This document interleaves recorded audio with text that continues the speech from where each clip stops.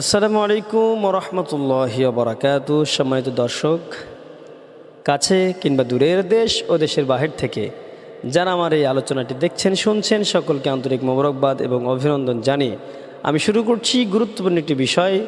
সেটি হলো আসরের সালাত বা আসরের নামাজ। অনেকে প্রশ্ন করে থাকেন যে আসরের নামাজের আগে কি কোনো সুন্নত রয়েছে কিনা, বা পরবর্তীতে কোনো সুন্নত রয়েছে কিনা, বা আমরা কিভাবে পড়ব, কিভাবে আদায় করব।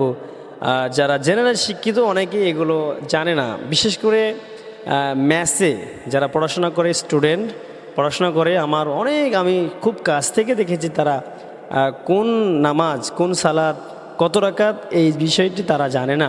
যার জন্য আমি আপনাদের তারপরে একটি ভাই প্রশ্ন করেছেন যে আসরের সালাতের আগে কোনো সুন্নত রয়েছে কিনা, বা পরবর্তীতে কোনো সুন্নত রয়েছে কিনা, বা ফরজ 4 রাকাতের বেশি কি আছে কিনা। আসলে না জানলে যা হয়, প্রশ্ন করে থাকেন। তা আমি প্রিয় ভাইয়ের উদ্দেশ্যে বলবো, এবং সকলেই এটি শুনবেন, সকলেই এটি দেখবেন। আসরের নামাজ এর আগে কোনো সুন্নত নেই।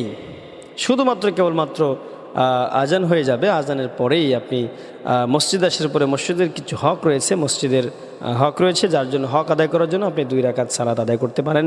দখল মসজিদ, এই সালাতটা আদায় করার পরে আপনি বসে থাকবেন, বা যদি জামাতে পড়েন তাহলে বসে থাকবেন, জামাত শুরু হলে তারপরে পড়বেন। কিংবা আপনি একা যদি পড়েন তাহলে আর দেরি করার দরকার নেই। আপনি 4 রাকাত ফরজ সালাত আদায় করবেন। এটি হলো আসরের। শব্দ ভাই আমার, আগেও কোনো সুন্নত নেই, পরেও কোনো সুন্নত নেই। অনেকেই হয়তো এটি মিস্টেক করে থাকে যে আসলে আসরের সালাত আদায় করলাম বা নামাজ আদায় করলাম, সুন্নত রয়েছে কিনা বা পরবর্তীতে সুন্নত রয়েছে কিনা, অনেকেই ভুল করে থাকে। তো আশা করি আপনারা আজকের পর থেকে বিষয়টি বুঝতে পারবেন যে আসরের সালাতের পরে কোনো সুন্নত নেই, বা আগেও নেই, পরেও নেই। আল্লাহ সুবহানাহু ওয়া তাআলা আমাদের সকলকেই যেন নামাজের এই মাসলা মাসাইলগুলো জানার জন্য, জেনে বুঝে আমল করার তৌফিক দান করেন। আমিন। আসসালামু আলাইকুম ওয়া রাহমাতুল্লাহি ওয়া বারাকাতুহু।